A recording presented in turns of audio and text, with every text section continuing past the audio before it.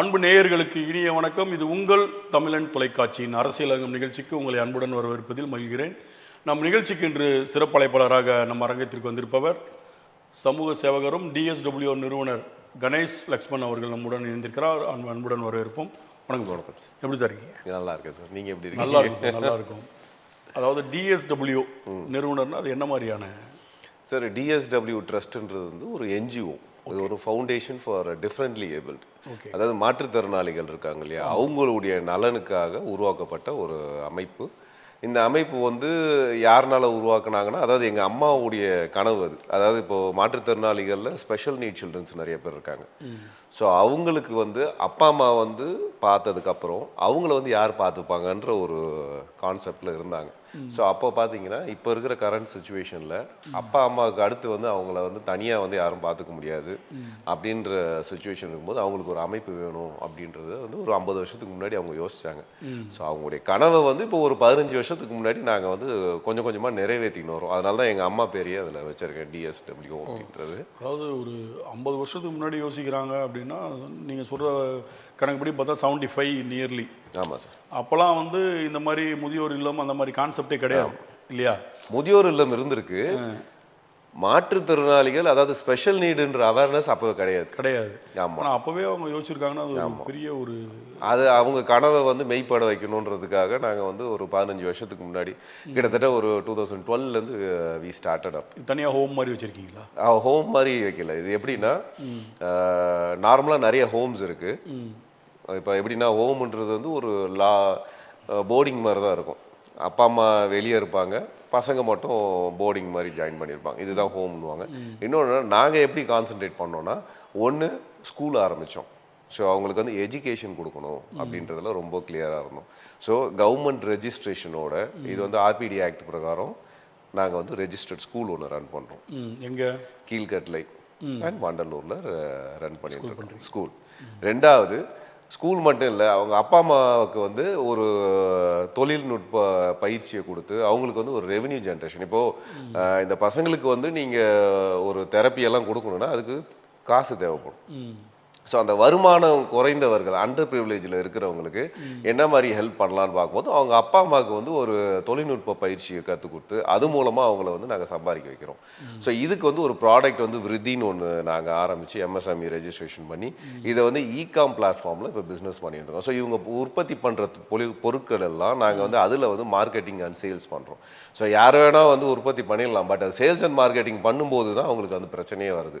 So அதனால் இப்படிப்பட்ட, அதாவது மாற்றுத்திறனாளிகளுடைய பேரண்ட்ஸு இவங்க உற்பத்தி பண்ணுற பொருட்களை நாங்கள் என்ன பண்ணோம், சந்தைப்படுத்துதலை வந்து நாங்கள் நல்லாவே அறிமுகப்படுத்தி அது மூலமாக அவங்களுக்கு வருமானத்தை கொடுத்துருக்கோம். ஸோ இந்த மாதிரி வருமானம் அவங்க ஈட்டும் போது அவங்களே அவங்க பசங்களை பார்த்துப்பாங்க. எல்லா பசங்களையும் வந்து நம்மளால் பார்த்துக்க முடியாது. அதே மாதிரி பேரண்ட்ஸ் பார்த்துக்கிற மாதிரி கண்டிப்பாக யாருனாலையும் பார்த்துக்க முடியாது. ஒரு பெற்றோர் தங்கள் குழந்தைங்களை பார்த்துக்கிற அளவுக்கு மற்றவங்களால பார்க்க முடியாதுன்றதுனால ஸோ இந்த மாதிரி ஒரு தொழில் பயிற்சி கூடங்கள்லாம் தமிழ்நாடு ஸ்கில் டெவலப்மெண்ட்டோட இணைஞ்சு இதெல்லாம் பண்ணி அவங்களுக்கு அப்படி ஒரு வாய்ப்பும் கொடுக்குறோம். மூணாவது பார்த்தீங்கன்னா, சிங்கிள் பேரண்ட்ஸ் நிறைய பேர் இருக்காங்க. இந்த மாற்றுத்திறனாளிகள் நலத்துறையிலேயே பார்த்தீங்கன்னா 21 பேர் இருக்காங்க. அதாவது இந்த லிஸ்டட் டிஃப்ரெண்ட்லி ஏபிள்டு அப்படின்ற ஒரு கான்செப்டில் இப்போ வரைக்கும் கவர்மெண்ட் பிரகாரம் 21 லிஸ்டடு கேட்டகரிஸ் வராங்க இந்த மாதிரின்னு சொல்லி. ஆமாம். ஸோ இதில் வந்து பார்த்தீங்கன்னா 4 மேஜர் வந்து பிரிக்கிறாங்க. இன்டெலெக்சுவலி டிசேபிள், இதில் ஆட்டிசம் கிட்டு, ஸ்பெக்ட்ரம் டிசார்டரு இவங்கெல்லாம் வந்துடுவாங்க, செரிப்ரல் பால்சி எல்லாம் வந்துடுவாங்க, மைக்ரோசெஃபாலி இவங்கெல்லாம் வந்துடுவாங்க. இதில் ரெண்டாவது பார்த்தீங்கன்னா ஃபிசிக்கலி சேலஞ்சு, உடல் குறைபாடு உள்ளவர்கள், அது உங்க மாற்றுத்திறனாளிகள் அவங்க சைடு. ரெண்டாவது ஏரிங் இம்பேர்ட், அதாவது காது செவித்திறன் குறைபாடு உள்ளவர்கள். அப்புறம் விஷுவலி இம்பேர்டு, ஓகேங்களா, கண் பார்வை குறைபாடு உள்ளவர்கள். இவங்க வந்து 4 மேஜர் செக்ஷனில் பிரிக்கிறாங்க. இந்த இதில் வந்து இந்த 4த்தையுமே வந்து வி ஆர் டூயிங் இட். அது இல்லாமல் எல்லா என்ஜிஓவும் செப்பரேட்டாக எஜுகேஷன்னா எஜுகேஷன், இல்லைன்னா போர்டிங்னா போர்டிங்னாங்க. நாங்கள் என்ன பண்ணுறோன்னா எல்லா துறையுமே எடுத்துருக்கோம். எஜுகேஷன் கொடுக்குறோம், போர்டிங்க்கு வந்து வி ஆர் மேக்கிங் அ ஈகோசிஸ்டம்ன்றது எப்படின்னா, இது வரைக்கும் இந்தியாவிலே ஃபர்ஸ்ட் கான்செப்ட். எல்லாருமே வந்து தனியாக வந்து போர்டிங் கொடுத்துருவாங்க, அப்பா அம்மா வெளியே இருப்பாங்க. இந்த கான்செப்டில் எப்படின்னா அப்பா அம்மாவும் உள்ளே இருக்கணும், அந்த பசங்களும் உள்ளே இருப்பாங்க, அவங்களுக்கு தேவையான தொழில்நுட்ப பயிற்சி எல்லாமே உள்ளே இருக்கும், அந்த கூடமெல்லாம் உள்ளே இருக்கும். அதை சந்தைப்படுத்துறதுல ஆல்ரெடி நம்ம பிளாட்ஃபார்ம் இருக்கிறதுனால அதையும் வந்து அறிமுகப்படுத்தியிருக்கோன்றதுனால அது மூலமாக அவங்களுக்கு வந்து வருமானத்தையும் ஈட்டு கொடுப்போம். அவங்க வந்து அவங்க பசங்களை எங்கள் ஸ்கூல் அங்கே உள்ளே இருக்கிற ஸ்கூலில் விட்டுட்டு அவங்க அந்த தொழில் கூடத்துக்கு போயிடலாம். ஈவினிங் வரும்போது குழந்தைய கூட்டிகிட்டு அவங்களுக்கு கொடுத்துருக்க குவார்டர்ஸில் போய் அவங்க ஹாப்பியாக வந்து ஃபேமிலி வீடும் உங்களுக்கு கொடுக்குறீங்க. ஆமாம், உள்ள குவார்டர்ஸும். ஸோ இந்த மாதிரியான ஒரு ஈகோ சிஸ்டமை ஃபார்ம் பண்ணிட்டு இருக்கோம். மூணாவது என்னென்னா, நான் ரொட்டேரியன், நான் வந்து ஒரு கம்யூனிட்டி சர்வீஸில் இப்போ டைரக்டராக இருக்கேன். ஸோ ஆஸ் அ ரொட்டேரியனாக இந்த கம்யூனிட்டிக்கு சர்வீஸ் பண்ணுன்றதுக்காகவே அந்த டைரக்டர் அந்த போஸ்டிங்கை எடுத்து இவங்களுக்காக என்னென்ன பண்ண முடியும் அதை பண்ணியிருக்கோம். தொழில் பயிற்சி கூடங்கள்லேருந்து எல்லாமே நாங்கள் அமைச்சு கொடுத்து அது மூலமாக அவங்க வந்து சஸ்டைனபிள் லைவ்லிஹுட் சேஞ்சஸ் ப்ரோக்ராமை கொண்டு போகிறதுக்கு நாங்கள் வந்து ரெடி பண்ணிட்டு இருக்கோம். நாலாவது பார்த்தீங்கன்னா, இவங்க உடைய டேலண்ட். இப்போது ஸ்பெஷல் நீடுன்னும் போது இவங்க எல்லாம் வந்து ஒரு நீங்கள் சொன்னீங்களா 1970க்கு முன்னாடி பார்த்துருக்க பார்வை வேறு. இப்போ எப்படின்னா ஒவ்வொரு ஸ்பெஷல் நீடுக்கும் ஒரு டிபிக்கல் டேலண்ட் இருக்கும், நம்மளை விட எக்ஸலண்ட்டாக இருப்பாங்க. அது என்னன்றதை ஐடென்டிஃபை பண்ணுறது தான் எங்களுடைய முதல் வேலை. ஏன்னா அந்த டேலண்ட்டை நீங்கள் ஐடென்டிஃபை பண்ணிட்டீங்கன்னா அந்த டேலண்ட்டை வச்சு அவங்களுக்கு ஒரு வருமானத்தை எப்படி ஈட்டுறதுன்றதை நாங்கள் சொல்லி கொடுத்துருக்கோம். ஏன்னா அந்த 70s 75 அந்த காலகட்டம் 80s வரைக்கும் பார்த்தீங்கன்னா அந்த போலியோ அட்டாக், ஆமாம், அதில் பாதிக்கப்பட்டவங்க தான் நிறையா இருந்தாங்க. ஏன்னா அது வந்து கண்டறியறதே ரொம்ப பெரிய சேலஞ்சாக இருந்தது. அதனால ஃபிசிக்கலாக அவங்களால அந்த கால் தான் மேஜராக அவங்க வந்து ஊனோட்டுறவங்களாக ஆவாங்க. அதுக்கப்புறம் தான் அதை வந்து நிவர்த்தி செஞ்சாங்க. இப்போ மற்றபடி இந்த நல்லா இருக்கிறவங்க ஆக்சிடென்ட்ல இந்த மாதிரி ஆனாலும் அவங்களையும் அந்த இதில் கொண்டு வந்துருக்காங்க. ஆமாம், கொண்டு வந்துடுறாங்க. இப்போ வந்து என்னன்னா ஆசிட் அட்டாக் விக்டிம்ஸ் அவங்களும் வந்துடுறாங்க இதில்.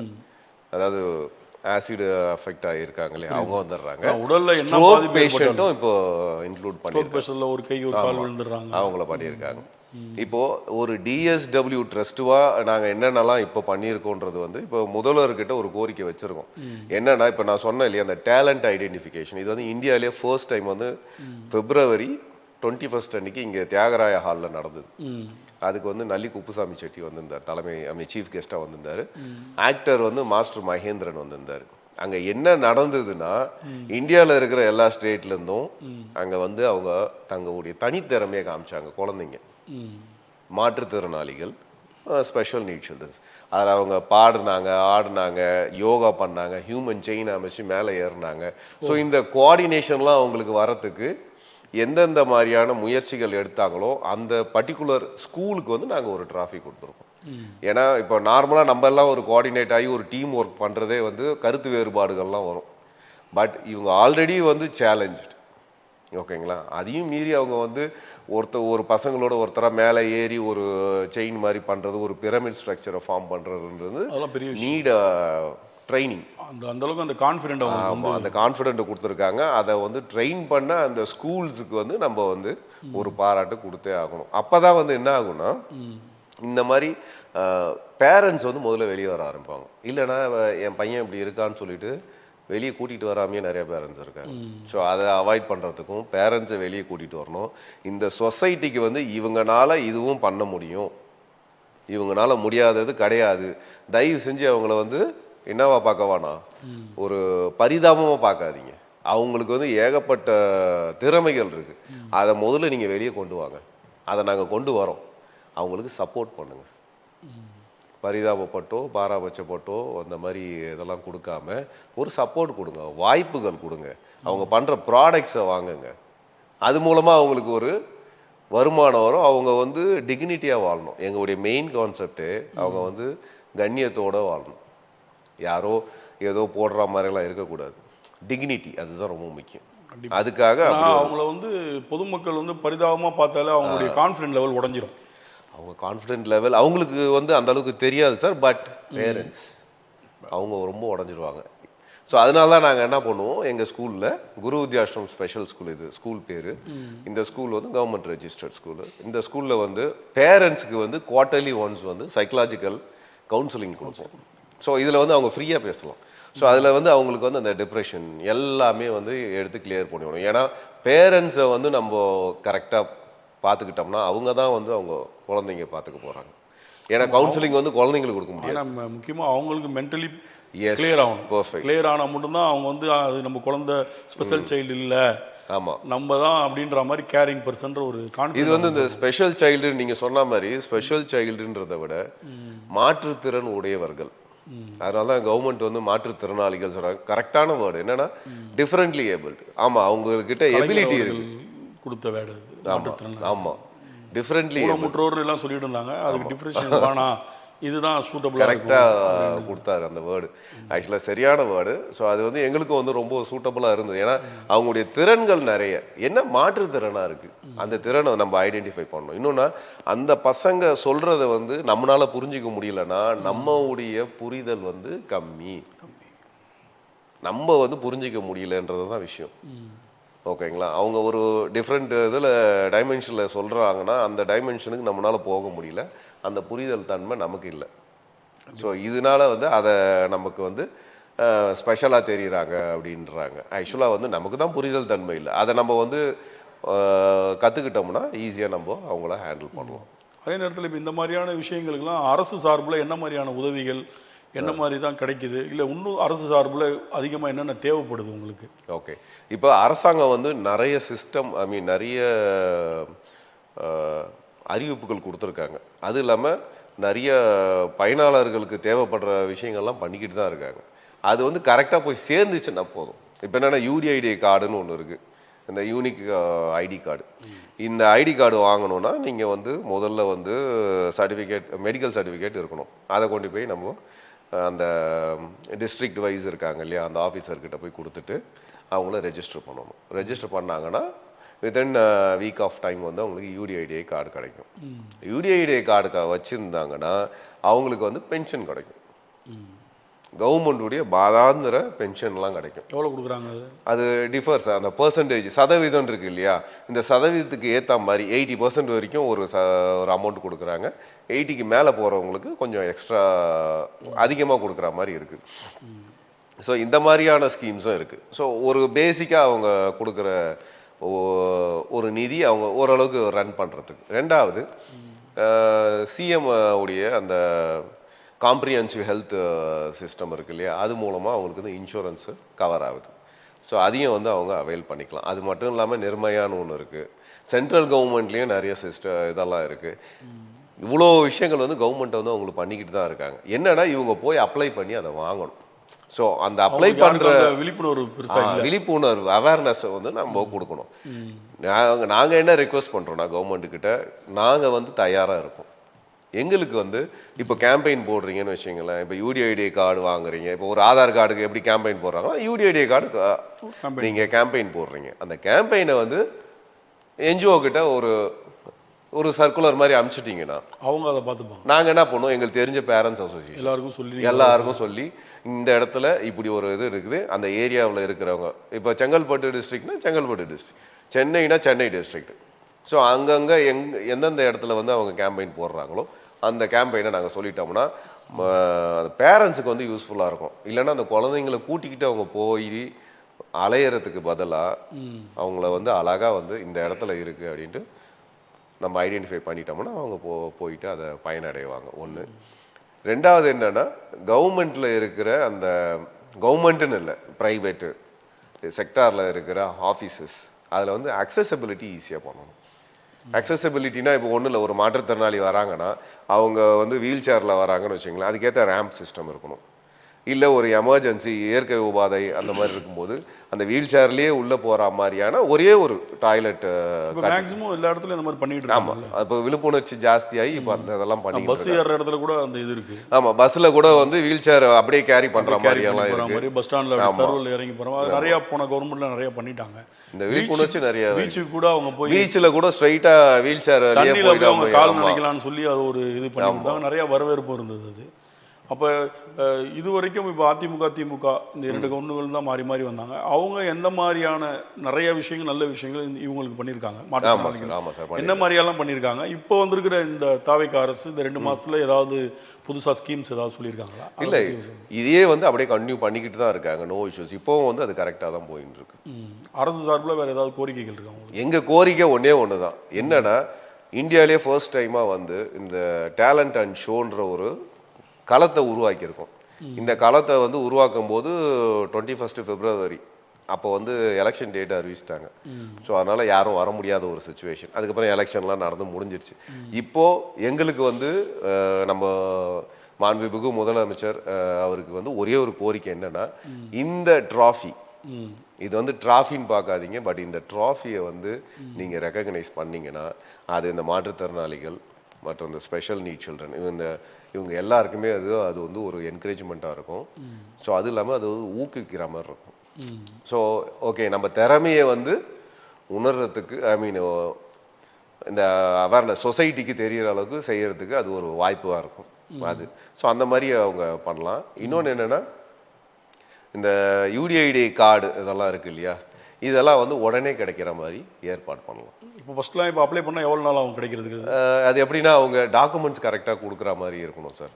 இப்போ யூடிஐடி கார்டுனா ஒன்று ஆதார் கார்டுலேருந்து எல்லாமே வந்து பர்ஃபெக்டாக இருக்கணும். அப்புறம் மெடிக்கல் சர்டிஃபிகேட் கொடுக்கணும். இவர் வந்து இந்த இதில் வந்து மாற்றுத்திறனாக இருக்காரு அப்படின்றத ஒரு டாக்டர் சர்டிஃபிகேட் கொடுப்பாங்க இல்லையா.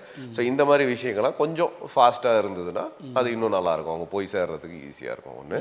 நெக்ஸ்ட் என்னென்னா, ஏர்லி ஐடென்டிஃபிகேஷன். அதாவது இப்போ ஒரு குழந்தை ஸ்பெஷல் நீடாக இருக்குது அப்படின்னும் போது அந்த ஐடென்டிஃபிகேஷனை முதல்ல அவங்க கண்டுபிடிக்கணும்.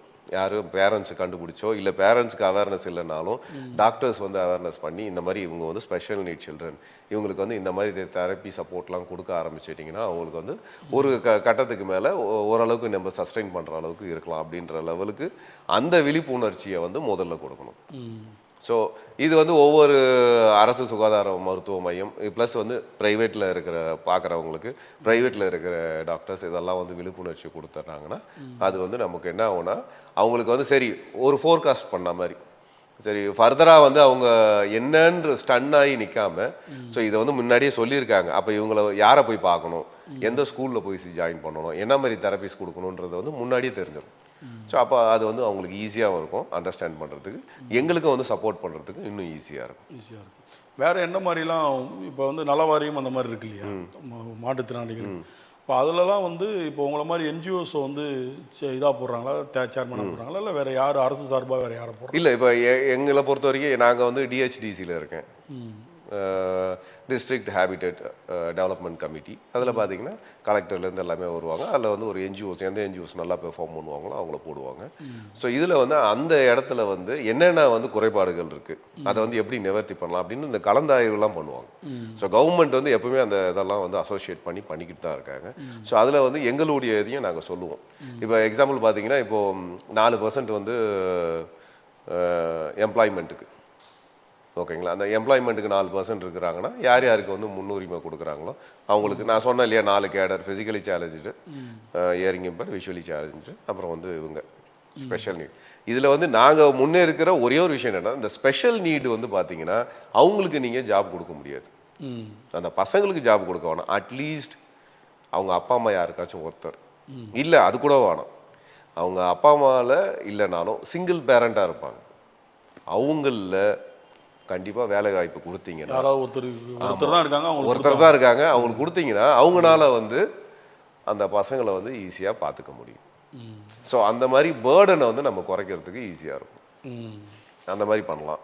இன்னொன்று, நான் வந்து ஐஎன்டியூசியில் செங்கல்பட்டு டிஸ்ட்ரிக்டுடைய பிரசிடென்ட் நான். ஸோ அதனால் நான் என்ன பண்ணுறேன்னா, அந்த விழுக்காடு இருக்கு இல்லையா, 4% விழுக்காடை வந்து ஒவ்வொரு அமைப்பாக இருக்குது இல்லையா, இப்போது இந்த அசோசியேஷன்ஸ் இருக்காங்க, தொழிலாளர்கள் சங்கம், இவங்க எல்லாருக்குமே வந்து நாங்கள் என்ன பண்ணுவோம்னா, அந்த கம்பெனியில் இவங்களுக்கு வந்து முக்கியத்துவம் கொடுங்க அப்படின்னு சொல்லுவோம். ரெக்ரூட்மெண்ட் ப்ராசஸ்க்கு மாற்றுத்திறனாளி, எந்த மாற்றுத்திறனாளியாக இருந்தாலும் சரி, அவங்களுக்கு வந்து இத்தனை சதவீதத்தில் கொஞ்சம் முக்கியத்துவம் கொடுங்கன்னு சொல்லி அதை நாங்கள் வலியுறுத்துவோம். ஸோ அந்த மாதிரி இருக்கும்போது இவங்களுக்கு வந்து ஜாபும் வந்து கிடச்சிரும். ஸோ எப்படி சொசைட்டி எப்படி கொண்டு போனோன்னா, இவங்களை வந்து ஒரு பரிதாபமாக பார்க்கறத விட்டுட்டு அவங்களால முடியும்னு நினச்சி அவங்களுக்கு வந்து ஒரு வாய்ப்பை கொடுங்க. வாய்ப்பை கொடுத்தீங்கன்னா கண்டிப்பாக அது வந்து ஒரு இன்க்ளூசிவ் சொசைட்டியாக அது மாறும். இப்போ நீங்கள் நடத்துகிற அந்த ஆர்கனைசேஷன் வந்து எவ்வளோ பேர் இருக்காங்க அதில்? சார் இது பேர் வந்து ரெஜிஸ்டர் பண்ணுறவங்க நிறைய பேர் இருக்காங்க சார். இல்லை நீங்கள் வந்து ஹோமில் தங்கி ஓகே, இந்த மாதிரி அந்த மாதிரி எவ்வளோ பேர் இருப்பாங்க ஒரு ப்ரெசண்ட்டாக? கிட்டத்தட்ட ஒரு 50 பேர் கிட்ட இருப்பாங்க சார். இது வந்து ஆன் அண்ட் ஆஃபாக இருப்பாங்க, போயிட்டு வர்றது. ஹோம்லாம் நாங்கள் நடத்தலை. போயிட்டு ஆமாம், ஏன் நடத்தலைன்னா கொரோனா அப்போ அந்த சலைவல் செக்ரேஷன் இந்த பசங்களுக்கு இருக்கும். ஸோ அதனால் வந்து அப்போ வந்து அதெல்லாம் பண்ணக்கூடாதுன்னாங்க. ஏன்னா அந்த ஹோமில் இருந்ததுன்னா கண்டிப்பாக அது வந்து தொற்று ஜாஸ்தியாக இருக்குன்றதுனால நாங்கள் அப்போ இது பண்ணிட்டோம். அதுக்கப்புறம் வந்து டே காலர்ஸ் தான். ஸோ அதாவது ஸ்கூல் நடத்துவோம். காலையில் வந்து ஒரு 9:30க்கு ஆரம்பித்தாங்கன்னா 4 o'clock வரைக்கும் இட் கோஸ். ஸோ அதில் வந்து அவங்களுக்கு தேவையான தெரப்பீஸு, ஸ்பெஷல் எஜுகேஷன், ஓடி, ஸ்பீச்சு, ஃபிசியோ, இது பார்த்தாதுன்னு வந்து ஃபிட்னஸ் எஜுகேஷன். நாங்கள் வந்து புதுசாக இன்க்ளூட் பண்ணது fitness education, talent hunt. Talent ஹண்ட்னா அந்த பசங்களுடைய டேலண்ட் என்னன்றதை ஐடென்டிஃபை பண்ணி அதை வந்து நாங்கள் வந்து மோல்டு பண்ணி அதில் வந்து அவங்கள ஸ்கில் பண்ணி அது மூலமாக ஒரு ப்ராடக்டை எப்படியாச்சும் உற்பத்தி பண்ணுவோம். ஓகேங்களா? இப்போ நாங்கள் வந்து பார்த்தீங்கன்னா ரோட்டரி கிளப்போட டைப் பண்ணி போன வருஷம் ஒரு கேலண்டர் உருவாக்கணும். ரோட்டரிக்குன்னு ஒரு தீம் இருக்குது. ஒரு மாதத்துக்கு ஒரு தீம் வச்சுருப்பாங்க ரோட்டரி. 12 மாதத்துக்கு 12 தீம். ஸோ அந்த தீமை நாங்கள் என்ன பண்ணோம்னா, சரி ரோட்டரியோட டைப் பண்ணலாம். இந்த பசங்க வந்து நல்லா வரைவாங்க. எங்கள் ஸ்கூலுக்கு வந்து பார்த்தீங்கன்னா உங்களுக்கு தெரியும், ட்ரைபல் ஆர்ட் வந்து அவ்வளோ அழகாக வரைவாங்க. ட்ரைபல் ஆர்ட்னா இப்போ தமிழ்நாடுன்னு வச்சுங்களேன். நம்ம தமிழ்நாட்டில் உடைய ட்ரைபல் ஆர்ட் என்னன்னு பார்த்தீங்கன்னா,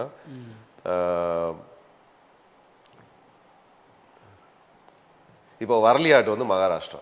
அந்த மாதிரி தமிழ்நாட்டுக்கும் ஒரு இது குறும்பா ஆர்ட்டுன்னு ஒன்று இருக்குது. ஓகேங்களா? அந்த குறும்பா ஆர்ட்டை வந்து அவங்க அவ்வளோ அழகாக வரைவாங்க. இதெல்லாம் வந்து அழிஞ்சிக்கிட்டு வர ஒரு விஷயங்கள். அதை நாங்கள் வந்து இவங்க மூலமாக நாங்கள் ரீஜெனரேட் பண்ணோம். அதாவது இவங்கனால உருவாக்க முடியும், ஒரு அழிஞ்ச விஷயத்தை கூட இவங்கனால உருவாக்க முடியுன்றதை வந்து நாங்கள் அதை உதாரணப்படுத்தி காட்டுறதுக்காக எங்கள் ஸ்கூலுடைய வால் ஃபுல்லாக பார்த்தீங்கன்னா ஒவ்வொரு ஸ்டேட்டில் இருக்கிற ட்ரைபல் ஆர்ட்டையும் வந்து நாங்கள் வந்து வரைஞ்சி வச்சுருப்பாங்க. இவங்க வரைஞ்சி வச்சுருப்பாங்க. நீங்கள் வந்தீங்கனாலே அதை பார்க்கலாம். நீங்கள் அந்த அளவுக்கு பண்ணியிருப்பாங்க. ரெண்டாவது கேலண்டர் வந்து இப்போ ரோட்டரின்னு சொன்னோம் இல்லையா, ரோட்டரியில் ஒரு கேலண்டர் போட்டோம். கிட்டத்தட்ட 5000 கேலண்டர் வந்து ரொட்டேரியன்ஸ் வாங்கினாங்க. அந்த பேமெண்ட் இருக்கு இல்லையா, அந்த அமௌண்ட் வந்து அந்த பசங்க யார் யாரெல்லாம் வரைஞ்சாங்களோ அவங்க ஃபேமிலிக்கு கொடுத்துரும். ஸோ இது மூலமாக என்ன ஆகுதுன்னா, அவங்களுக்கு வந்து ஒரு ப்ரோக்ராமு அவங்களால சம்பாதிக்க முடியும் அப்படின்ற அவங்க கான்ஃபிடென்ட் வந்து அவங்க பேரண்ட்ஸுக்கு கொடுக்கணும். அவங்களையும் ஒரு உற்சாகப்படுத்தும் வேலை பார்த்தா நம்ம. ஆமாம், அவங்களுக்கு ஒரு பெருமை. என் பையன் வரைஞ்சான் அப்படின்னும் போது எப்படி நார்மலாக ஒரு பேரண்ட்ஸுக்கு அந்த இருக்குமோ அதே மாதிரி என் பையன் இதை வரைஞ்சான், அதை பாருங்கள் இது இவ்வளோ இருக்குது அப்படின்றது. அப்புறம் நாங்கள் வந்து பேப்பரில் வந்து பெண்ணெல்லாம் தயார் பண்ணுவோம். அதை வந்து அவங்களுக்கு அப்படி உருட்டுறது இதெல்லாம் சொல்லி கொடுத்து அந்த ஹேண்ட் கோஆர்டினேஷன்லாம் வரதுக்காக நாங்கள் பண்ண விஷயம். ஸோ இந்த மாதிரியான இப்போ ஒரு பசங்களுக்கு வந்து ஸ்பைரலாக பண்ணுவாங்க, சுற்றுவாங்க, அதில் நல்லா சுற்றுவாங்க. ஸோ அந்த மாதிரி என்னென்ன பண்ண முடியுமோ அந்தந்த ப்ராடக்ட்டு. சில பேர் வந்து உருட்டுறதெல்லாம் கரெக்டாக பர்ஃபெக்டாக உருட்டுவாங்க. நம்ம கூட அந்த அளவுக்கு பண்ண மாட்டோம். அந்த பசங்க அவ்வளோ அழகாக உருட்டுவாங்க. ஸோ அதை வச்சு என்ன பண்ணலான்னு பண்ணும்போது அந்த பேனாவே எங்களுக்கு தோணுச்சு. அந்த பேனாவையும் ரெடி பண்ணோம். பிரேக்குக்கு முன்னாடி நம்ம பேசிட்டு இருக்கும்போது நீங்கள் சொன்னீங்க, இந்த மாதிரி ஒரு 50 பேர் நாங்கள் வச்சு உருவாக்கிட்டு இருக்கோம்.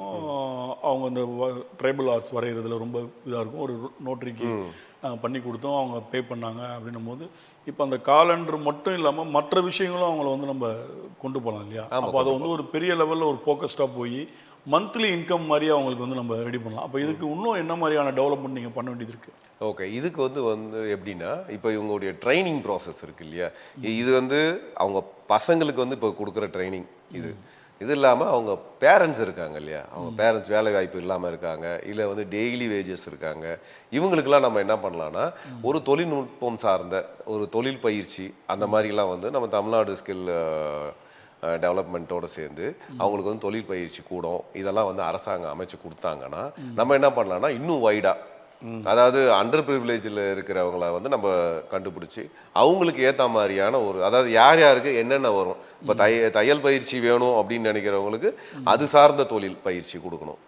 ரெண்டாவது இல்லை எனக்கு வந்து வேறு மாதிரி வேணும்னா அது என்ன அவங்களுக்கு தோதாகுதோ அதுக்கு ஏற்ற மாதிரியான ஒரு தொழில் சார்ந்த பயிற்சியை கொடுத்துட்டோம்னா அது மூலமாக கிடைக்கிற ப்ராடக்ட்ஸை வந்து நம்ம வந்து சந்தைப்படுத்த ஆரம்பிக்கலாம். ஸோ இது மூலமாக என்ன ஆகும்னா அவங்களுக்கு வந்து ஒரு தொழிலும் கொடுத்துரும், அவங்க வந்து ஒரு 4 பேருக்கு வந்து அவங்க வேலை கொடுத்தா மாதிரியா இருக்கும். அதுதான் உண்மையான வந்து மாற்றம். மாற்றம் எப்போ வரும்னா நம்ம வந்து ஸ்பூன் ஃபீடிங்காகவே இருக்கக்கூடாது. கண்டிப்பாக இப்போ கொடுத்து கொடுத்து கொடுத்து கொடுத்து வளர்க்குறத விட what we can do is அவங்களுக்கு வந்து ஒரு தொழிலை சொல்லி கொடுத்து அது மூலமாக அவங்க ஒரு 4 பேருக்கு வந்து வேலை கொடுத்தாங்கன்னா அந்த மாதிரி மல்டிப்ளை ஆகிறது தான் வந்து ஒரு மாற்றமாக இருக்கும். ஸோ அந்த விஷயத்தை வந்து நம்ம இவங்க ஸ்பெஷல் நீட்ஸும் சரி இல்லை மாற்றுத்திறனாளிகளுக்கும் சரி ஒரு மாற்றத்தை கொண்டு வரதுக்கு இது வாய்ப்பாக இருக்கும். அதுக்கு வந்து நாங்கள் வந்து அரசாங்கத்துக்கிட்டேயும் சரி அது சார்ந்த துறை சார்ந்த அமைச்சர்கள்ட்டையும் சரி நாங்கள் வந்து விண்ணப்பம் கொடுத்துக்கிட்டு தான் இருக்கோம். ஸோ அந்த மாதிரி வந்துச்சுன்னா இது இன்னும் கூட வந்து நம்ம மாற்றுத்திறனாளிகளுக்கு வந்து ஒரு மாற்றத்தை உண்டு பண்ணணும்னு நினைக்கிறோம். இல்லை, இப்போ அரசுக்கிட்ட நம்ம கோரிக்கை வச்சுருக்கோம் அப்படின்னும் போது என்ன மாதிரியான கோரிக்கைகள், அவங்க என்ன மாதிரி சப்போர்ட் பண்ணால் இதை இன்னும் எப்படி பெரிய லெவலில் டெவலப் பண்ண முடியும்? ஓகே, அது கொஞ்சம் சொன்னீங்கன்னா நல்லாயிருக்கும். ஓகே, ஒன்றும் இல்லை சார். இப்போ ஃபஸ்ட்டு வந்து ஒரு மாற்றுத்திறனாளின்னு வச்சுங்களேன்.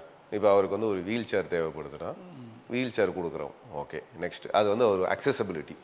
இல்லை அவர் வந்து ஒரு வேலைக்கு போகிறாரு அந்த மாதிரியான ஒரு மாற்றுத்திறனாளி அப்படின்னா வீல் சேர் ஒத்து வராது, பைக் வேணும். ஸோ ஒரு இடத்துலேருந்து இன்னொரு இடத்துக்கு போகிறாரு, மொபிலிட்டி தேவை. ஓகேங்களா, அந்த இது. அப்புறம் அவர் இன்னொரு இடத்துக்கு போய் ஒன்று வேலை செய்யணும், இல்லை ஒரு தொழில் தொடங்கியிருக்கணும். ஸோ பேசிக்கே வந்து இது 2 தான். வருமானம் வந்து ஈட்டுறது தான் முதல் இது. ஸோ எய்தர் வந்து அவங்களுக்கு வந்து முன்னுரிமை கொடுக்கணும், இல்லை கோட்டாவை இன்க்ரீஸ் பண்ணணும். இப்படி பண்ணாங்கன்னா அவங்களுக்கு வந்து வேலை வாய்ப்போ இல்லை மற்ற தொழிலுக்கு சம்மந்தப்பட்ட மற்ற இதுவும் கிடைக்கும். இன்னொன்று என்னென்னா, இப்போ ஆல்ரெடி வந்து கவர்மெண்ட் வந்து ஆவின் பூத் இருக்கு இல்லையா, அதை இவங்களுக்கு கொடுக்குறாங்க ஆக்சுவலாக. ஸோ நீங்கள் பார்த்துருக்கலாம், நிறைய மாற்றுத்திறனாளிகள் வந்து கவர்மெண்ட் மூலமாக ஆவின் பூத் வச்சு அவங்க நடத்திக்கிட்டு இருக்காங்க. ஸோ அந்த மாதிரி நிறைய விஷயங்கள் வந்து கவர்மெண்ட் வச்சுருக்காங்க. ஸோ அதெல்லாம் வந்து வெளியே சீக்கிரமாக கொண்டு வரணும். ஏன்னா நிறைய பேருக்கு இந்த விஷயம் தெரியாது. இப்போ அதாவது கவர்மெண்ட்டில் வந்து இவ்வளோ ஸ்கீம் இருக்குது, இதை வந்து பயனாளர்களுக்கு கொண்டு போய் சேர்க்குற ஒரு இதுவாக வந்து நாங்கள் அதை பண்ணிக்கிட்டு தான் இருக்கோம். ஸோ அந்த மாதிரி நிறைய ஸ்கீம்ஸை கொண்டு வரணும். இது வந்து ஆவின் பூத்து மட்டும் இல்லாமல் மற்ற தொழில் சார்ந்ததுலேயும் இவங்களுக்கு வந்து ஒரு முன்னுரிமை இருந்தால் நல்லாயிருக்கும். இப்போ ஆல்ரெடி டீ கடையும் சொல்லியிருக்காங்க, டீலையும் சரி இதுலேயும் சரி ஆவின் பூத்தும் கொடுத்துருக்காங்க. மற்ற தொழிலெலாம் இருக்குது இல்லையா, ஸோ அதில் வந்து இவங்களுக்கு வந்து ஒரு இது. நெக்ஸ்ட்டு கவர்மெண்ட்டு செக்டாரில் இவங்களுக்கு வந்து தொழில் கவர்மெண்ட் செக்டார்லேயும் வேலை வாய்ப்பு கொடுத்தாங்கன்னா இன்னும் நல்லாயிருக்கும். இவங்களுக்கு எவ்வளோ பர்சன்டேஜ் இப்போ கவர்மெண்ட் செக்டாரில் ஒதுக்கியிருக்காங்க? இப்போ வந்து 4%. 4%. ஆனால் அது கரெக்டாக கொடுத்துட்றாங்க. ஆமாம். ஸோ அதுக்கு ஏற்ற மாதிரி கொஞ்சம் இன்க்ரீஸ் பண்ணலாம் இல்லையா. முதன்மை இதில் நான் இன்னொரு இது என்னென்னா, இப்போது குடிசை மாற்று வாரியம் இருக்குது இல்லையா, இதில் பார்த்தீங்கன்னா நம்ம மாற்றுத்திறனாளிகளுக்கு வந்து கீழே தரைத்தளத்தை தான் ஒதுக்குவாங்க. அது கரெக்டான விஷயம். ரெண்டாவது என்னென்னா, suppose in case special need இருக்கிறவங்க, வீல் சேர் பர்சன், இவங்களுக்கெல்லாம் வந்து தரைத்தளத்தை கொடுக்குறீங்க, ஓகே. முதன்மையாக கொடுக்கணுன்றது தான் எங்களுடைய கோரிக்கை. என்னென்னா, இப்போ அவங்க போய் கேட்குறாங்கன்னா முதல்ல வந்து மாற்றுத்திறனாளிகள்னால் அவங்களுக்கு வந்து முதன்மை பத்து கொடுத்துருங்க அப்படின்றது தான். இப்போ ஒரு ஏரியானா அந்த ஏரியாவுக்கு ஏற்ற ஒரு பில்டிங் கட்டுறாங்க, இல்லை தமிழ்நாடு ஹவுசிங் போர்ட்லேருந்து ஒரு இது கட்டுறாங்கன்னா அதில் வந்து இவங்களுக்கு வந்து முதன்மைப்படுத்தி இவங்களுக்கு உரிமை கொடுக்கணுன்றது ஒரு விஷயம். ரெண்டாவது, நம்ம மறந்துட்ட இப்போ இருக்கிற விஷயத்துலேயே பார்த்தீங்கன்னா, ஒன்று நம்ம வந்து விஷுவலி சேலஞ்சு, இயரிங் இம்பேர்டு, உடல் மாற்றுத்திறன் உடையவங்க, இந்த மாதிரி நிறைய இதை நம்ம பார்த்துருக்கோம். இதில் பார்க்காம விட்டது ஒரு விஷயம் இருக்குது. அதை தான் வந்து நாங்கள் டிஎஸ்டபிள்யூ வந்து ரொம்ப இன்சிஸ்ட் பண்ணி இப்போ சொல்லின்னு இருக்கோம். அதாவது அதை வந்து என்னன்னா, மஸ்குலர் டிஸ்ட்ரஃபி, தசை சிதைவு நோய். தசை சிதைவு நோயின்றது வந்து இது வந்து நீங்கள் பை பர்த்தெல்லாம் கிடையாது, கிடையவே கிடையாது. ஏன்னா இப்போ தசை சிதைவுக்காக நாங்கள் நிறைய விஷயம் பண்ணிக்கிட்டு இருக்கோம். அதனால் அந்த எக்ஸ்பீரியன்ஸ், அந்த ஃபீல்டு ஒர்க்குனால நான் சொல்கிறேன். ஏன்னா எனக்கு அதில் அனுபவம் இருக்குது. ஆமாம், வேறு ஒரு தொலைக்காட்சியில் நான் பண்ணும்போது தசை சிதைவு நோயினால் பாதிக்கப்பட்டவங்களை பற்றி ஒரு ஸ்டோரி ஒன்று பண்ணோம். ஓகே. இதில் வந்து இந்த நோய் வந்து இருக்கிறது நிறைய பேருக்கு பெருசாக தெரியாது. இது ஃபோக்கஸ்ட் ஆனதே வந்து அவர் சொல்லாமல் அந்த நடிகர் நெப்போலியன் பையனுக்கு அந்த பாதிப்பு இல்லையா, அதுக்கப்புறம் தான் அது பெரிய லெவலில் அது ஃபோக்கஸ்ட் ஆச்சு. அது அவங்கள வச்சு நாங்கள் பண்ணோம் ஒரு ஸ்டோரி. அப்போ தான் அதோடைய வீரியம், அவங்க உடம்பை பிடிச்சி இழுத்தா இவ்வளோ தூரம் வரும், அந்த தோல்லாம் வரும். அது பெரிய ரொம்ப ஒரு கஷ்டமான சூழ்நிலை உள்ளவங்க. சாதாரணமாக நீங்கள் இந்த மாற்றுத்திறனாளி இவங்கெல்லாம் சொல்கிறத விட, ஸ்பெஷல் சைல்டை விட ரொம்ப கஷ்டப்படக்கூடியவர்கள். அதை பற்றி தான் நீங்கள் சொல்லிட்டு இருக்கீங்க. ரொம்ப ஒரு விழிப்புணர்வானது. அது நிறைய பேருக்கு தெரியாது, அது இருக்கிறதே தெரிய மாட்டேங்குது. அது ஒரு விதமான ஒரு அது அவங்களுடைய ஜீன்லேருந்து வருதா அப்படின்றதே இன்னும் டாக்டருங்க யாருமே அது பெருசாக சொல்கிறது இல்லை. இப்போ அவங்களுக்கு உண்டான இது என்ன மாதிரி விஷயங்கள் பண்ணிட்டு அது என்னன்னா தெரப்பி சென்டர்னு ஒன்று ஆரம்பிக்கணும் சார். அதாவது எப்படின்னா ஃப்ரீ 24/7 தெரப்பி சென்டர். ஏன்னா இவங்களுக்கு வந்து எப்படின்னா ஒரு மாற்றுத்திறனாளி மற்றவங்க கூட அட்லீஸ்ட் அவங்களால நடக்க முடியும், எது எடுக்க முடியும், சொல்ல முடியும் அப்படின்ற ஒரு கான்செப்ட் இருக்கு. இவங்களுக்கு வந்து ஒரு இன்ச்சு கூட நான் வர முடியாது. கூட இருக்கிறவங்க ஹெல்ப் பண்ணால் மட்டும்தான். இப்போ ஒன்றும் இல்லை, ஒரு 20 வயசு வரைக்கும் நல்லா ஆடி ஓடிக்கிட்டு ஒரு காலேஜ் படிக்கிற வரைக்கும் நல்லா இருந்திருக்கீங்க. திடீர்னு உங்களுக்கு வந்து ஒரு தசை சிதைவு நோய் வந்துருச்சுன்னா உங்களால் நடக்கக்கூட முடியாது ஃபர்ஸ்ட். அப்போது அந்த டிப்ரெஷன், நம்மளால் அதை செய்ய முடியலையே அப்படின்ற ஒரு டிப்ரெஷன் ஒன்று. ரெண்டாவது சொசைட்டியில் நம்மளை எப்படி பார்ப்பாங்கன்ற ஒரு சைக்கலாஜிக்கல் எஃபெக்ட். கண்டிப்பாக இதெல்லாம் சேர்ந்து அவங்கள வந்து ரொம்பவே வந்து டிமோட்டிவேட் ஆகி உட்கார வச்சிரும், சொல்லப்போனால் படுக்க வச்சிரும். ஸோ இது வந்து பை பர்த்னா அவங்க வந்து பழகிடுவாங்க. பட் ஆல் ஆஃப் சடன்னும் போது அது வந்து ரொம்பவே உங்களுக்கு மென்டல் டிப்ரெஷனுக்கு கொண்டு போய் அவங்க வேற லெவலில் இருப்பாங்க. ஸோ அப்படிப்பட்ட அந்த தசை சிதைவு நோய் உள்ளவங்களுக்கு 24/7 கேர் சென்டர் அதை கொண்டு வரது தான் எங்களுடைய முதல் லட்சியம். ஏன்னா அவங்களுக்கு வந்து அதோட நிற்க போகிறது இட்ஸ் அ ப்ரொக்ரெசிவ் அப்படின்வாங்க. ப்ரொக்ரெசிவ்னா அடுத்த கட்டமாக போய்கிட்டே இருக்கும், ஒரு சிதைவாக நடந்துக்கிட்டே இருக்கும்.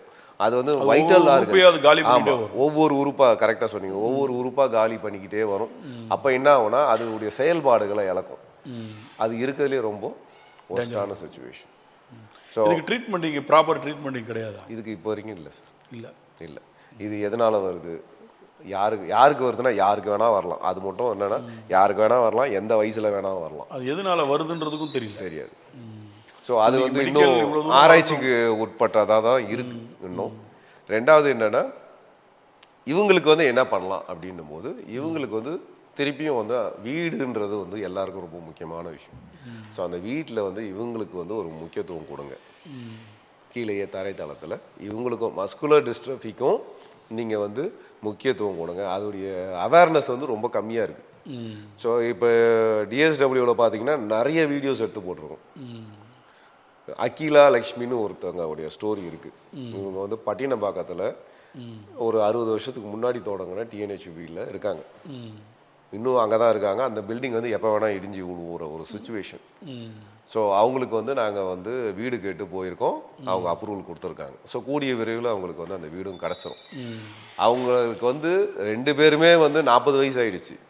அக்கா தங்கச்சி 2 பேருக்குமே மஸ்குலர் டிஸ்ட்ரஃபி. அவங்க அம்மாவுக்கு வந்து 70 வயசு, கூட யாரும் கிடையாது. இவங்க எல்லாம் ஒண்டியாக அந்த பில்டிங்கில் இருக்காங்க. எது ஒன்றுனாலும் அவங்க அம்மா தான் பார்த்துக்கணும். நாங்கள் என்ன பண்ணியிருக்கோம்னா அவங்களுக்கு வந்து மாதந்தோறும் மளிகை சாமான் இருக்கு இல்லையா, அதை கொண்டு போய் கொடுத்துட்டு மற்ற என்ன உதவி வேணுமோ அதெல்லாம் செஞ்சு கொடுத்துன்னு தான் இருக்கும். ஸோ இந்த அப்ரூவல் வந்ததுக்கப்புறம் அவங்களுக்கு வந்து வீடும் அங்கே கிடச்சிரும். அப்படி கிடச்சதுக்கப்புறம் எனக்கு ஒரே ஒரு தாட் ப்ராசஸ் தான். எங்கள் அம்மா அப்போ சொன்னது, இவங்க 2 பேரையும் பார்த்துக்கிறது அந்த வயசான அம்மா. அந்த அம்மாவே இப்போ வந்து உடம்பு சரியில்லாமல் தான் படுத்துட்டு இருக்காங்க. அவங்க ஒரு நாள் அவங்க ரெஸ்ட் எடுத்தாலும் இவங்களுடைய ஆக்டிவிட்டீஸை இவங்களுடைய தேவைகளை யாரும் பார்த்துக்க முடியாது. அப்போ அவங்க இல்லைன்னா என்ன ஆகும்? ரொம்ப கஷ்டம். ஓகேங்களா? ஸோ அப்போது அந்த நேரத்தில் தான் இந்த 24 மணி நேர சேவை வந்து அவங்களுக்கு யூஸ்ஃபுல்லாக இருக்கும். ஸோ இதில் வந்து என்ன வரும்னா நர்சிங் இருப்பாங்க, 24/7 வாலண்டியர்ஸ் இருப்பாங்க. இதில் வந்து எங்கள் கூட கை கோத்தது வந்து ரோட்டரி கிளப் ஆஃப் சென்டேனியல் மெட்ராஸ் அப்படின்னு. நோட்டரி நீங்கள் அடிக்கடி சொல்லும் போது நோட்டரி வந்து எவ்வளோ சப்போர்ட்டாக இருக்காங்க உங்களுக்கு? சார் ரோட்டரின்றது வந்து நான் ஒரு ரொட்டேரியன்றதுனால நான் சொல்கிறேன். ரொட்டேரியன் வந்து இப்போ நீங்கள் போலியோன்னு சொன்னீங்க இல்லையா, போலியோ எராடிகேட் பண்ணது யார்? டோட்டல் அந்த வேர்ல்ட்லேருந்து பண்ணது வந்து ரோட்டரி தான். ஏன்னா நாங்கள் கொடுக்குற மெம்பர்ஷிப்லேருந்து அந்த ஒரு கான்செப்ட் வந்து அந்த போலியோ ட்ராப்ஸ்க்கு போய்கிட்டே இருக்கும். ஸோ டோட்டலாக எராடிகேட் பண்ணது ரோட்டரி கிளப். அந்த ரோட்டரி கிளப் வந்து எல்லா ஆக்டிவிட்டீஸும் பண்ணிட்டு இருக்காங்க. இப்போ நம்ம வந்து பெனிஃபிஷரி ஐடென்டிஃபை பண்ணி அது உண்மையாலே கண்டிப்பாக அவங்களுக்கு தேவையா இல்லையான்றதை வந்து பார்த்து அவங்களுக்கு அதை வந்து ஸ்டடியாக வந்து கொடுத்துட்டு வர்றது ரோட்டரி கிளப் தான். ஸோ அது நிறைய சர்வீஸ் பண்ணிட்டு இருக்காங்க. அதனால தான் நானும் போய் அதில் ஜாயின் பண்ணது. ஸோ ஆல்ரெடி பண்ணிட்டு இருக்கேன். பட் இதில் ஜாயின் பண்ணால் இன்னும் கொஞ்சம் எக்ஸ்ப்ளோர் ஆகும். நிறைய பேருக்கு வந்து சர்வீஸ் பண்ணலாம். ஒவ்வொரு பகுதிக்கு ஒவ்வொரு பேர் வச்சிருப்பாங்க. ஆமாம் சார். இப்போ நீங்கள் இருக்கிறது நான் இருக்கிறது வந்து ரோட்டரி கிளப் ஆஃப் சென்டேனியல் மெட்ராஸ். இது வந்து 3234ன்னு சொல்லுவாங்க. ஸோ அந்த ஆர்சிசிஎம் அந்த இதில் வந்து நான் வந்து கம்யூனிட்டி டைரக்டராக இருக்கேன். ஸோ ஒரு கம்யூனிட்டி பர்டிகுலர் கம்யூனிட்டினா இப்போ சொசைட்டியில் இருக்க கம்யூனிட்டிக்கு நம்ம வந்து சர்வீஸ் பண்ணுற மாதிரி அந்த மாதிரி கொண்டு போயிருக்கோம். தென் இப்போ நம்ம லாஸ்ட்டாக பேசணும் இல்லையா, அரசாங்கத்தில் இந்த மாதிரி உதவிகள் இப்போ என்னடா, இப்போ நீங்கள் சொன்ன மாதிரி ஒரு 50 பேருக்கு உதவி செஞ்சுட்டு இருக்கோம், ஒரு 500 இப்போ ஒவ்வொரு டிஸ்ட்ரிக்டாக நம்ம எடுத்தோம்னா சார், இப்போ டோட்டல் இந்தியாவே எடுத்துப்போமே, டோட்டல் இந்தியாவில் பார்த்தீங்கன்னா 2.80, அதாவது 2,80,00,000 பேர் வந்து டிஃபரெண்ட்லி மாற்றுத்திறனாளிகள். இது வந்து கிட்டத்தட்ட நம்மளுடைய பாப்புலேஷனில் பார்த்தீங்கன்னா 2.1%. ஓகேங்களா. இது வந்து சென்சஸ் எடுத்தது வந்து 2011. 2021 எடுத்தது இன்னும் வரல. இன்னும் அதிகமாக இருக்கும். ஆமாம், அதிகமாக ஆயிருக்கலாம் இல்லை கம்மியாக இருக்குமான்னு தெரியல. பட் 2021 சென்சஸ் இன்னும் வரல. இதே நம்ம தமிழ்நாட்டில் எடுத்தீங்கன்னா கிட்டத்தட்ட வந்து 1.98 அப்போ வரைக்கும். ஓவரால் த்ரூ இந்தியாவில் 2 வந்து 1 வந்து லேக் 1.98 லேக். ஸோ நம்ம இதில் பார்த்தீங்கன்னா ஒரு 1.6 அந்த மாதிரி பர்சன்டேஜில் வருது. இப்போ 2021 எடுத்தோம்னா எவ்வளோ வரும்ன்றது நமக்கு தெரியாது. இப்போ சென்னையிலே எடுத்திங்கன்னா சென்னையில் வந்து ஒரு 15 to 20 முன்ன இருந்த சென்செக்ஸ் இப்போ வந்து ஜாஸ்தி ஆயிருக்கலாம், அந்த மாதிரி இருக்கும். ஸோ ஒவ்வொரு டிஸ்ட்ரிக்ட்டுக்கும் வந்து பார்த்தீங்கன்னா இத்தனை ரெஜிஸ்டர்டு மாற்றுத்திறனாளிகள் இருக்காங்க. இத்தனை பேருக்குமே வந்து பார்த்தீங்கன்னா நம்ம என்ன பண்ணுறோன்றது ஒரு விஷயம். அவங்க எல்லாருக்குமே வந்து வாழ்வாதாரம் இருக்குதா, அடிப்படை வாழ்வாதார வசதிகள் இருக்குதான்றதை பார்க்கறதுக்கு உண்டான விஷயங்கள்லாம் நம்ம பார்த்துக்கிட்டு தான் இருக்கோம். ஒன்று. ரெண்டாவது, நாங்கள் என்ன நினச்சோன்னா டிஎஸ்டபிள்யூ ட்ரஸ்ட் மூலமாக அட்லீஸ்ட் ஒரு டிஸ்ட்ரிக்ட்லேயும் 250 ஃபேமிலி, அதாவது அவங்களும் உள்ளே இருக்கணும் அப்படின்ற ஒரு கான்செப்டில் தான் நாங்கள் அதை பண்ணியிருக்கோம். இதுக்காக மரக்காணத்தில் லேண்டு டிரைவ் மூலமாக டோனர்ஸ் மூலமாக கிட்டத்தட்ட 2 வருஷம் போராட்டத்துக்கு அப்புறம் ஒரு லேண்டு வாங்கியிருக்கோம். அந்த லேண்டில் இந்த ஈகோ சிஸ்டமை உருவாக்க போகிறோம். ஸோ இதில் வந்து ஒவ்வொரு டிஸ்ட்ரிக்டாக நீங்கள் ஒரு 250 ஃபேமிலியில் சப்போர்ட் பண்ணாலே மற்ற என்ஜிஓஸும் வந்து என்ன பண்ணுவாங்கன்னா, ஓகே இது நல்ல சிஸ்டமாக இருக்கு அப்படின்ட்டு அவங்கவுங்க அதை பண்ணும்போது என்ன ஆகும்னா அந்த பேர்டன் வந்து குறையும். ஒன்று, அவங்களும் வந்து கடைசி நாள் வரைக்கும் அவங்க லைஃப் லாங் வரைக்கும் நிறைய கஷ்டப்பட்டுட்டாங்க, பட் கடைசி நாள் வரைக்கும் ஒரு சந்தோஷமான மனநிலையில் இருக்கிறதுக்கு வாய்ப்புகள் ஜாஸ்தி. நமக்கு அடுத்து நம்ம குழந்தைய வந்து யார் பார்த்துக்க போகிறாங்கன்ற ஒரு டிப்ரெஷன் தான் நிறைய பேரண்ட்ஸுக்கு இருக்குது. அது நல்ல வெல் டு டூ பேரண்ட்டாக இருந்தாலும் சரி, ஒன்றும் இல்லை, இப்போ நல்ல கோடீஸ்வரங்களாக இருக்காங்க, ஒரு பசங்க இருக்காங்க ஸ்பெஷல் நீடாக இருக்காங்கன்னு வச்சுக்கோங்க, அவங்களுக்கு இவங்க போனதுக்கப்புறம் அந்த குழந்தைய யார் பார்த்துப்போங்க? கண்டிப்பாக. ஓகேங்களா. ஸோ அந்த பாதுகாப்பை தான் நாங்கள் உறுதிப்படுத்துறதுக்கு இந்த ஈகோ சிஸ்டமை நாங்கள் வந்து ரெடி பண்ணிட்டு இருக்கோம். இதை பார்த்துட்டு நிறைய என்ஜிஓஸ் வந்து அவங்க இதே மாதிரி ஆரம்பித்தாங்கன்னா டெஃபினட்டாக அந்த ஈகோ சிஸ்டம் வந்து பல இடத்துல போது இந்த மாதிரி பயனடைகிறதுக்கு வாய்ப்புகள் ஜாஸ்தி. இது எங்களுடைய கோரிக்கை என்னென்னா, கவர்மெண்ட் வந்து இந்த மாதிரி ஒரு சிஸ்டமை வந்து பண்ணுற எங்களை மாதிரி என்ஜிஓஸ்க்கு சப்போர்ட்டாக இருந்தாங்கன்னா அது இன்னும் வந்து வரவேற்கத்தக்கதாக இருக்கும். அதுக்கு உண்டான இப்போ ஒன்றும் இல்லை, இப்போ கட்டடம் கட்டணும் இந்த மாதிரி விஷயங்கள்லாம் பண்ணும்போது கவர்மெண்ட்டுடைய எய்டோ இல்லை ஒரு கிராண்டோ அது சார்ந்த அமைச்சர்களோ இல்லை அது சார்ந்த அதிகாரிகளோ அந்த மாதிரி எங்களுக்கு வந்து ஈஸியாக கிடைக்கிறதுக்கு உண்டான வாய்ப்புகளை கொடுத்தாங்கன்னா நம்மளால் இன்னும் வந்து சமுதாயத்தை மேம்படுத்த முடியும். அதே நேரத்தில் இப்போ இந்த மாற்றுத்திறனாளி மாணவர்கள்லாம் வந்து சாதாரணமாக இருக்கிற ஸ்கூலில் போய் படிக்கிறாங்களா, இல்லை இவங்களுக்குன்னு தனியாக இருக்கிற ஸ்கூலில் போய் படிக்கிறாங்களா? இது வந்து 2 விதமாக இருக்குது சார். இதுக்குன்னு ஸ்பெசிஃபைடு ஸ்கூலும் இருக்குது. இப்போ வந்து கவர்மெண்ட் என்ன சொல்கிறோம், இப்போ எங்களுக்கு வந்து இன்க்ளூஷன் தான் முக்கியம். Inclusive education. அதாவது எப்படின்னா, இப்போது நார்மலாக இப்போ ஒரு 40 குழந்தைங்க படிக்கிறாங்கன்னு வச்சுக்கோங்க நார்மல் ஸ்கூலில், அதுக்கு ஒரு ஆசிரியர் இருப்பாங்க இல்லைங்களா. ஆனால் இங்கே பொறுத்த வரைக்கும் 8:1, 8 குழந்தைங்களுக்கு ஒரு ஆசிரியர். ஸோ இதுதான் வந்து ரேஷியோ. ஸோ ஒரு ஸ்பெஷல் எஜுகேட்டர், பிஎட் ஸ்பெஷல் எடுன்னு இருக்கும், பிஎட் படித்த ஒரு ஸ்பெஷல் எஜுகேஷன் அவங்க. நெக்ஸ்ட்டு வந்து கேர்டேக்கர் இருக்கணும், ஸ்பீச்சு, ஓடி, ஃபிசியோ இவங்கெல்லாம் இருக்கணும் அந்த ஸ்பெஷல் இதுக்கு. இன்னும் சொல்லப்போனால் மற்ற இதை விட கம்பேரிட்டிவாக பார்த்தீங்கன்னா இங்கே தான் வந்து உங்களுக்கு பொறுமை ரொம்ப முக்கியம். ஏன்னா ஐ கோஆர்டினேஷன் பசங்கள் இருக்காது, முதல்ல அதை கொண்டு வரணும். நாங்கள் எப்படி ஆரம்பிப்போன்றதை சொல்கிறேன்.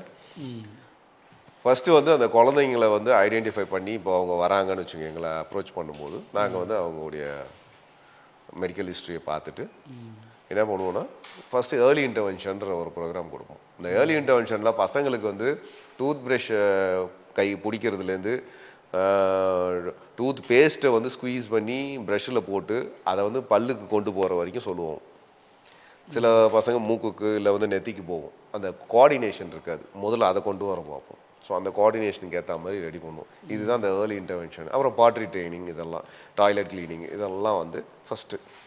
இதெல்லாம் வந்து கடந்துட்டாங்கன்னா அவங்க பேரண்ட்ஸுக்கு வந்து ஓரளவுக்கு பிரச்சனை சால்வ் ஆகும். இல்லைன்னா பேரண்ட்ஸ் தான் கடைசி வரைக்கும் பார்க்குற மாதிரி இருக்கும். ஓகேங்க, கொஞ்சம் யோசிச்சு பாருங்க. ஒரு 20 வயசு பையன் பொண்ணு இருக்காங்கன்னு வச்சுங்க, கஷ்டம் அது கஷ்டம் இல்லையா? ஒரு எமர்ஜென்சினாலும் அது கஷ்டமாயிடும். இல்லைன்னா அவங்களுக்கு வந்து அந்த பாயிண்ட் அவுட் சிஸ்டம் ஆச்சுன்னு தெரியணும்.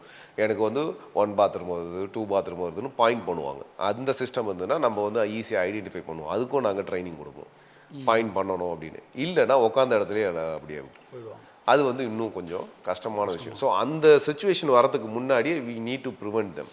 ஸோ அதுக்காக தான் இந்த ஏர்லி இன்டர்வென்ஷன் ட்ரைனிங் ப்ரோக்ராமை வி ஆர் ப்ரொவைடிங் இட்.